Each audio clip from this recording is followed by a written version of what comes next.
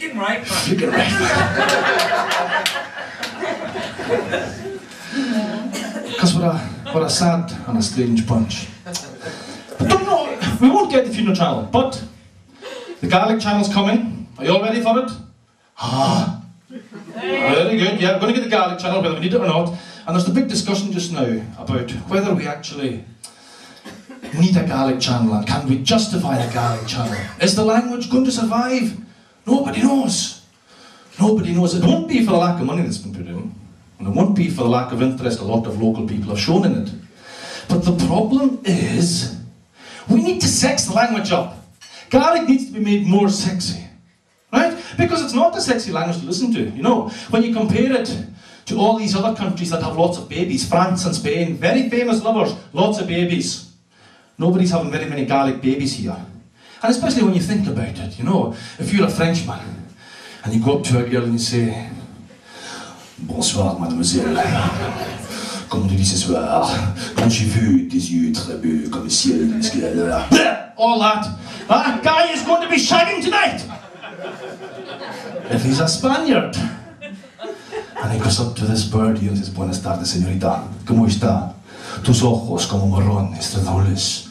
Macanudo is going to be scoring tonight, or the Spanish cousin will be.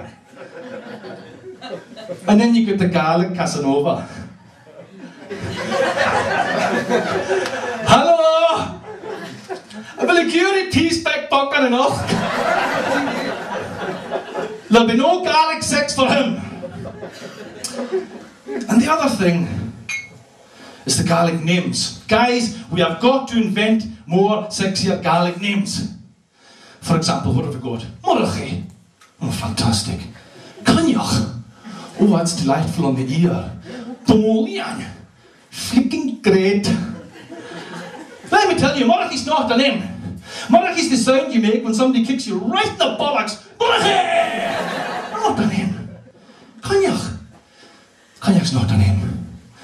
When you go to your granny's, just before Sunday school, and she gives you a bowl of mince, sometimes cooked, and you take a spoonful of that and you put it into your mouth, and before you realise it, oh right, it's too late, one of her pubic hairs was in it. Cognac!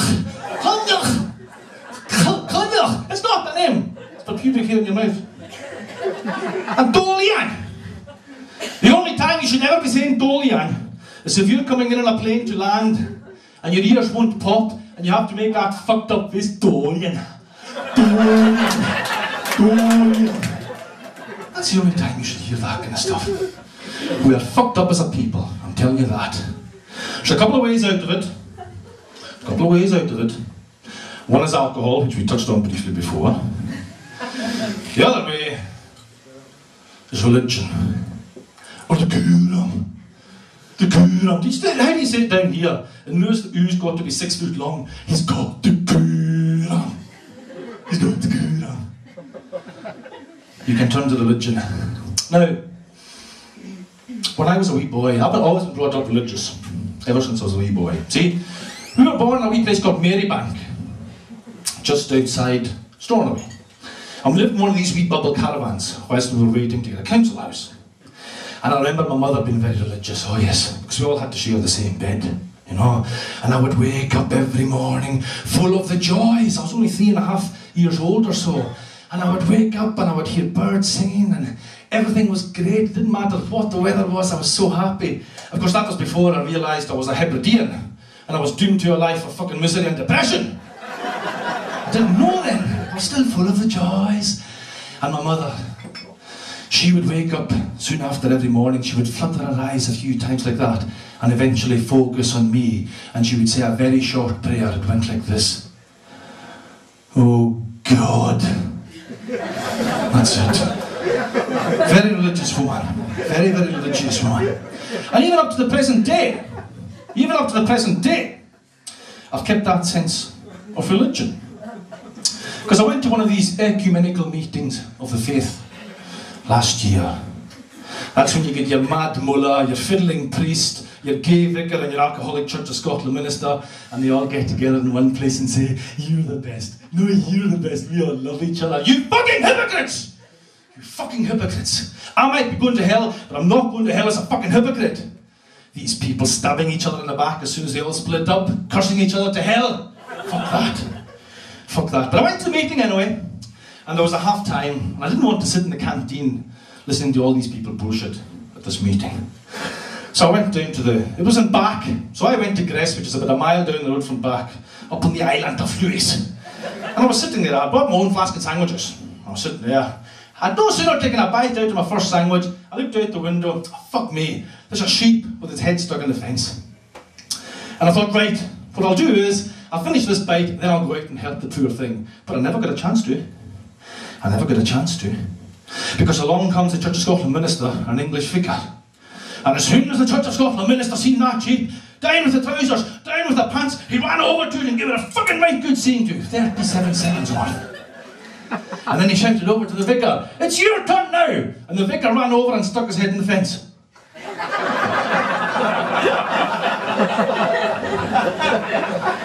You get mental. So most of my family are quite religious. My granny's religious, but in a kind of bitter way. She's also what you call one of the Hebridean wise women.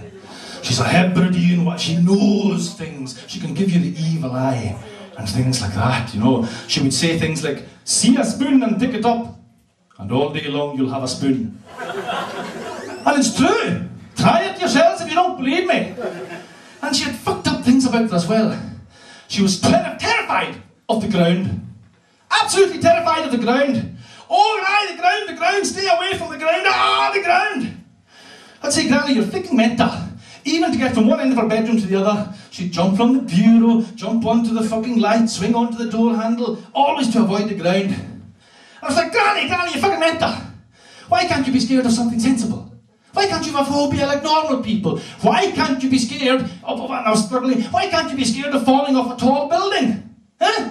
And she said, "Oh, yes, but wouldn't it be the ground that kills you?" What to fucking think for a minute on that one? She was right enough, but religious person, but very, very bitter religious. She hated all these schisms and splits in the church, because that's what they seem to do every few years now. And actually, she died a couple of weeks back. She died a couple of weeks back, and she's not here anymore. But sometimes these kayaks, you know the way when they know they're going to die. Have you seen the programmes about that? They get up, they put their makeup on, and gone. She was like that. She said to me, "Oh, I'm done for in this world. I won't be more than 30 minutes. I won't be more than 30 minutes." And then she sat up in bed, and she pointed a long, bony finger out towards me. And she said, quick, go and get me a minister from the Free Church Continuing. I want to convert." I said, "Granny, what do you mean Free Church Continuing? You're just bog standard Free Church." She said, "Yes, Granny, but better one of them die than one of us."